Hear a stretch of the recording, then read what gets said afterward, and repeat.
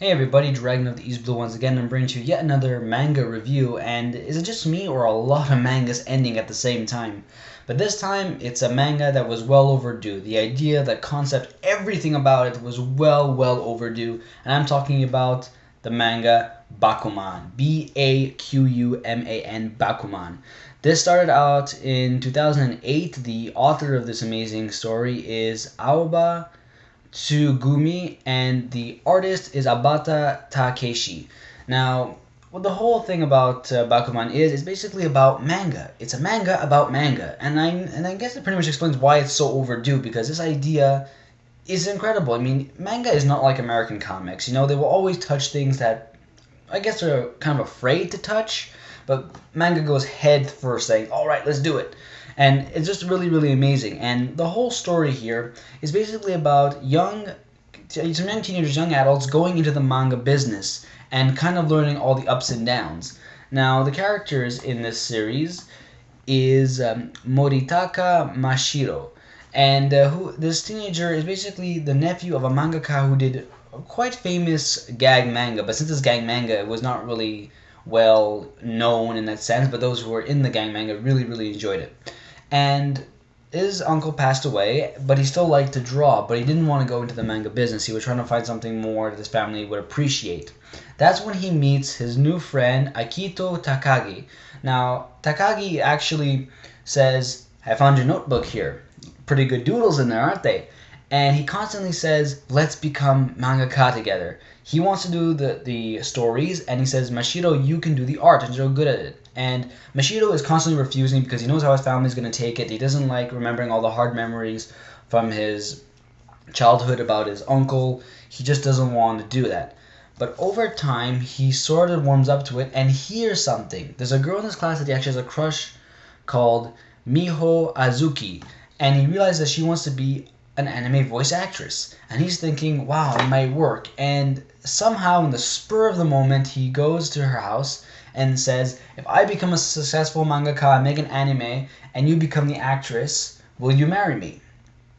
And I may have fucked that up, but I think it was Azuki that said that she'll marry him if she becomes the lead actress. So they actually propose to each other when they're very young about this. And the weird thing about this relationship is that though it is very interesting and really cool, and though it sort of like disappears slightly during the manga due to the dramas of being a mangaka, it always comes back to explain that this is what the story is about. It's about their relationship. They've never kissed, and they don't kiss till the very end. To the very last page of the manga, they don't kiss, they don't go on dates, they almost don't talk, they actually text all the time. It's a really weird relationship, but you realize just how strong their love is. And they take a lot of heat for it, but they do their best. And it's really impressive. So they start off, and then Mashiro has to explain to his parents why he's becoming a mangaka, and there are just so much fun dramas, and the characters are just absolutely amazing. You see the main rival, Ieiji Nizuma, a really freaky mangaka, really crazy, but we really enjoy him a lot. Then we have really cool rivals like Shinta Fukuda, and then you have the first editor, Akira Hitori. And we also later on meet Takagi's wife, Kaya Miyoshi, and we meet a lot of really fun characters, and overall it's just amazing. From the very first chapter to the very last is absolutely a blast, and the way they ended it, I just could not ask for a better ending. It's done. He's become a great mangaka, his manga is top, number one, is getting an anime, and Azuki succeeds in becoming the leading female voice actress. So now it's done, they're going to get married, and he's doing it according to the diary that he wrote a long time ago, because now he's about 25, and now he's trying to do it all properly. He rents a Ferrari, picks her up, they go actually to the house where they made the proposition. So where it begins, it ends. They kind of remember how everything happened, how it started. They kiss, he proposes to her, she kisses him, they kiss to each other, they say yes, and then they go and start their lives together. And that's where it ends. And I think that's absolutely the best ending possible. It's rather short, 176 chapters, and I would rather like to see it go on for much longer, but it is so well written, I cannot complain at all. The ending is beautiful, the whole story is just amazing, and just a blast.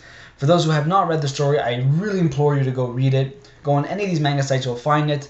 There's about 17 volumes. I think I'm gonna buy them all because it's just an absolute blast. I love this series, and it has its own anime. So if you're not really into reading, though, it would probably be an insult to the whole premise of the manga. You can watch the anime or read the manga, wherever you want, and just enjoy it because it's one of the best I've ever read, and it's a concept, like I said, is well overdue.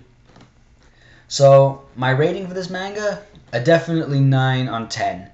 It probably may deserve in some people's eyes higher because of just the whole idea, but a lot of its, I guess, its high rating is based on the concept, the ending, the characters, and I guess it loses some points because it ended rather shortly, but because it's written so well, I can't take off much off that. I can't ask for more. This is absolutely wonderful, and it's a great story. So I really implore you guys to go read this. It is Bakuman, Bakuman.